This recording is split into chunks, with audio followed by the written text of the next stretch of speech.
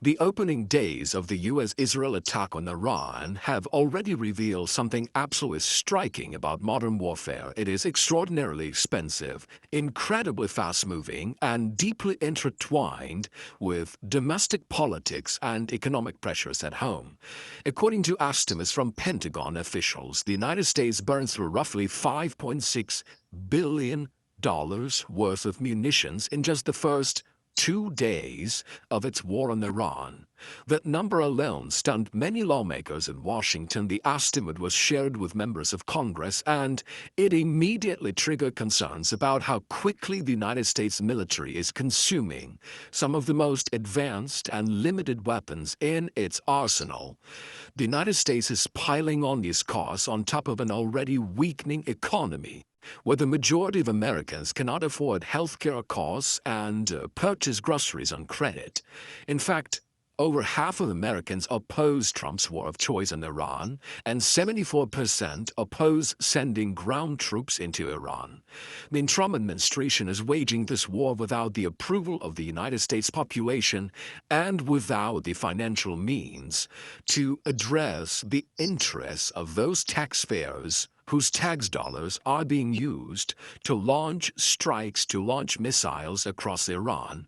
As the national debt is approaching $39 trillion and interest costs to service that debt surpass vital government programs, Washington doubles down on its warmongering campaign to annihilate Iran's self-defense program, which posed no threat to the United States in the first place.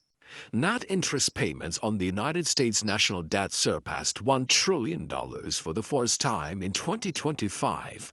Over the coming decade, projections indicate that these figures will only rise, with interest payments to service that debt surpassing $1.5 trillion in 2032 and $1.8 trillion in 2035. This is just around the corner.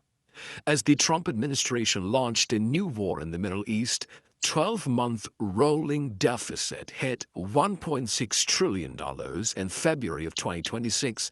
The February 2026 monthly deficit totaled $308 billion, which is $1 billion more than the deficit last year in February of 2025. The absurdity of the unfolding disaster in Iran, courtesy of President Trump and Israeli PM Netanyahu, should not be underestimated. First, to understand the scale of the operation, consider the numbers. U.S. Central Command, which oversees American military activity across the Middle East, reported that more than 5,000 targets inside Iran were struck using over 2,000 munitions during the first 2 days of the war. From what it appears from various independent sources, one of those early targets was an all-girls elementary school in Manab, southern Iran, that was struck in a double-tap attack with U.S. Tomahawk missile. The second strike followed the first strike after a 40-minute pause. According to reports, many of the munitions used in the opening phase on that Saturday as well were advanced precision-guided weapons. These include cruise missiles, sophisticated air defense interceptors, and other systems that are capable of striking targets with extreme accuracy from hundreds of miles away. The problem is that these weapons are incredibly expensive, and some of them cost millions of dollars each. When hundreds of these weapons are fired within hours or days, the financial cost quickly becomes enormous.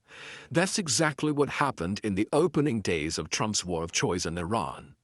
Now, let's take a step back and consider the fact that an average American struggles to afford health care. Nearly half of U.S. adults, 44% to 47% of all U.S. adults, find it difficult to afford health care costs, a situation that extends beyond the uninsured to include many people with insurance.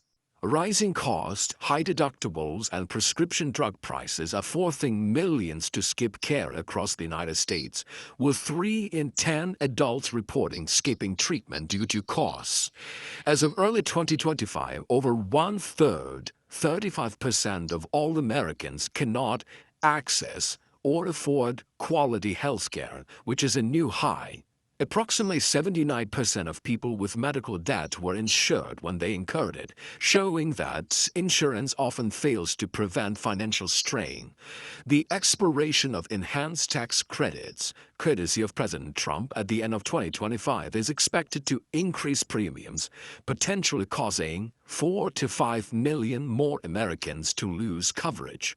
Nevertheless, the Trump administration doubles down on its war on Iran. And the rapid consumption of advanced weaponry has sparked concerns among several members of Congress. For years, lawmakers and defense analysts have warned that the United States maintains limited stockpiles of certain high-end precision weapons, and now the shortages are becoming more and more apparent. These weapons cannot simply be replaced overnight either. Manufacturing them requires specialized factories, complex supply chains, advanced microelectronics, and skilled labor. And in many cases, production lines can take years to ramp up. If the current pace of weapons usage continues, some policymakers fear that the United States could begin to erode strategic reserves that might be needed for future conflicts. And that concern becomes even more serious when you consider the broader global situation. The United States is already supporting multiple international security commitments or wars abroad. Washington continues to provide large-scale military assistance to Ukraine, while American forces remain deployed across Europe, the Middle East, and the Indo-Pacific. To reinforce defenses in Israel, the Pentagon has begun redirecting certain military assets from other regions. One of the most significant moves involves relocating parts of the Terminal High Altitude Area Defense System, which is better known as THAAD, from South Korea to the Middle East. THAAD is one of the most advanced missile defense systems that has ever been built. Its job is to intercept ballistic missiles during the final phase of their flight, protecting military bases and civilian infrastructure from incoming attacks. With that being said, the war on Iran appears to be ill-advised, and that's to put it mildly. And needless to say, the United States is in no position to wage a war of aggression, as Americans across the country are barely making ends meet due to rising prices and weakening jobs market. The opening phase of the U.S.-Israel campaign against Iran illustrates a deeper structural contradiction in American foreign policy. When $5.6 billion worth in munitions can be expended in only 48 hours, the sustainability of such operations inevitably becomes a central strategic question. The Iran war therefore raises three interrelated challenges. First, the rapid depletion of precision munitions exposes limitations in the United States military-industrial base, where many advanced weapons require years to manufacture. Second, the financial costs of the campaign are unfolding against the backdrop of historically high federal debt, trillion-dollar interest payments, and persistent domestic economic strain. Third, the operation forced Washington to divert critical military resources from other strategic spheres, and this underscores strategic limitations that perhaps Washington was unaware of before, which again points to the poor planning and the lack of understanding of the involvement and the engagement in such an extreme global conflict. At the same time, the domestic political context cannot be ignored either. Public opinion data indicating widespread opposition to escalation suggests a widening gap between Washington and the economic realities that are faced by many Americans. When large segments of the population struggle with healthcare costs, with rising debt burdens and economic insecurity, the political legitimacy of costly overseas military campaigns, illegal wars of choice, becomes increasingly challenging to justify. Taken together, the early days of President Trump's war on Iran highlight a broader dilemma that is confronting the United States. The ability to project military power globally remains immense, yes, but the financial, industrial, and political foundations that sustain that power are crumbling.